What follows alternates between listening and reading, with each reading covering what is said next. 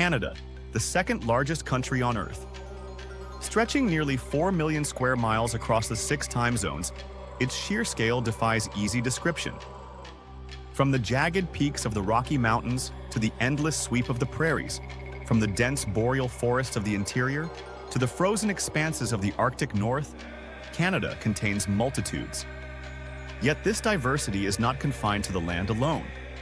It lives in its people, drawn from every corner of the globe across thousands of years, bringing with them different languages, beliefs, and ways of life. Sometimes these differences sparked conflict.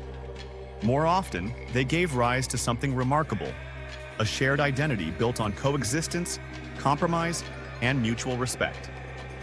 So how did this vast and varied nation come to be? From the first peoples who crossed into the continent millennia ago, to the modern multicultural democracy it is today, this is the entire history of Canada. The human story of Canada begins long before any written record. Around 16,000 years ago, the ancestors of today's Indigenous peoples crossed a land bridge connecting Siberia to North America, gradually spreading southward as the great ice sheets retreated. Over thousands of years, these communities developed rich and complex cultures across every region of the continent. In the east, Algonquian and Iroquoian-speaking peoples built sophisticated societies stretching from Hudson Bay to the Atlantic coast. On the Central Plains, Cree-speaking nations followed the vast bison herds in a nomadic way of life, finely tuned to the rhythms of the land. Along the Pacific coast, Nadine and Salishan-speaking peoples thrived on the abundance of salmon runs and old-growth cedar forests, carving out cultures of remarkable artistic and architectural sophistication. And in the far north, the Inuit developed an extraordinary mastery of survival across the Arctic archipelago, from Alaska to Greenland. These were not primitive or static societies. They were dynamic, interconnected, and deeply rooted in the land they called home for thousands of years before any European ever set foot on the continent. Canada holds a distinction unique in the Americas. Europeans arrived here nearly 500 years before Christopher Columbus reached the Caribbean in 1492. Around the turn of the 11th century, Norse explorer Leif Erikson sailed westward from Greenland and became the first known European to set foot on North American soil. He established a settlement at what is now L'Anse aux Meadows in Newfoundland, the earliest confirmed European outpost in the entire Western Hemisphere. The Norse called the region Vinland, and for a time it served as a base for further exploration along the coast. They made contact with indigenous peoples, whom they called Skraelings, though relations were often tense. Ultimately, the distance from Scandinavia proved too great, and the settlement was abandoned by the 12th century, fading from European memory for generations. It was not until 1497 that European eyes fell on the Canadian coastline again, when John Cabot, sailing under the English crown, became the first post-Norse European to reach North America. Over the following decades, English, French, Portuguese, and Spanish explorers probed the coastline, but none established a permanent foothold. That would change in 1534 when French explorer Jacques Cartier sailed into the Gulf of St. Lawrence and claimed the territory for France, adopting the name Canada from a local indigenous word for settlement. The vast distances of Canada's frontier meant that communication and connection were among the greatest challenges facing early explorers and settlers. In the early 17th century, Samuel de Champlain transformed French ambitions in Canada from aspiration into reality. He founded Port Royal in Nova Scotia in 1605 and the city of Quebec in 1608, which became the capital of New France. Champlain explored deep into the interior, becoming the first known European to see the Great Lakes, and forged alliances with indigenous nations that would define the region's politics for generations. By the early 18th century, North America had effectively been divided between two European empires.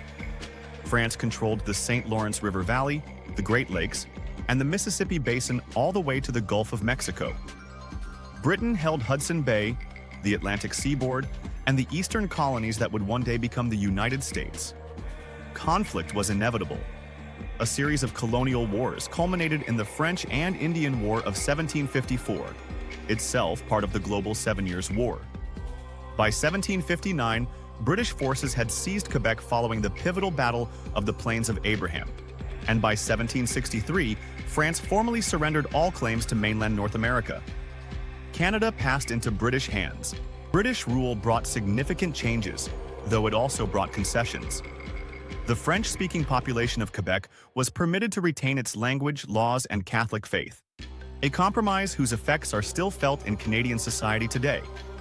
When the American Revolution erupted in the 1770s, Canada remained loyal to Britain, repelling an American invasion of Quebec in 1775, and later absorbing thousands of Loyalist refugees who fled the newly independent United States.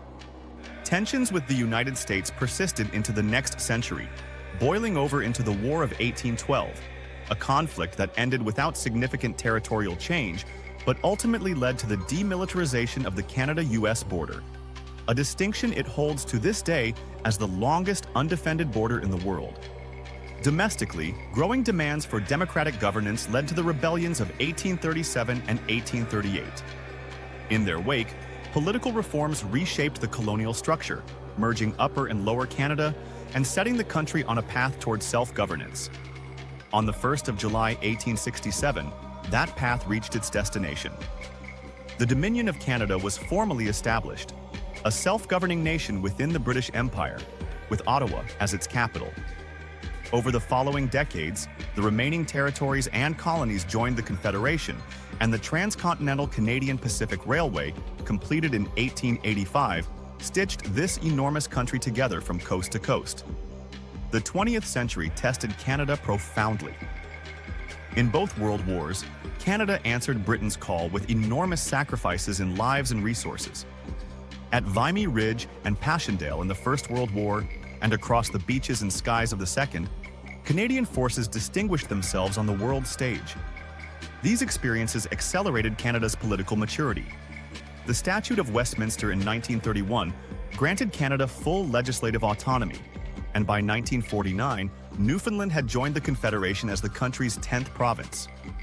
The post-war decades brought prosperity, universal health care, and growing cultural confidence. The maple leaf flag was adopted in 1965 as a symbol of a distinct Canadian identity separate from its British heritage. And in 1982, the Constitution Act finally severed the last formal legal ties to Britain, granting Canada complete legislative independence, while retaining the British monarch as ceremonial head of state. Today, Canada stands as one of the world's most diverse and democratic nations. Built on the foundation laid by its First Nations peoples, shaped by waves of French and British settlement, tested by war and internal conflict, and enriched by generations of migrants from every corner of the earth, Canada has forged a national identity unlike any other. One rooted not in a single culture or language, but in the shared belief that difference itself can be a source of strength.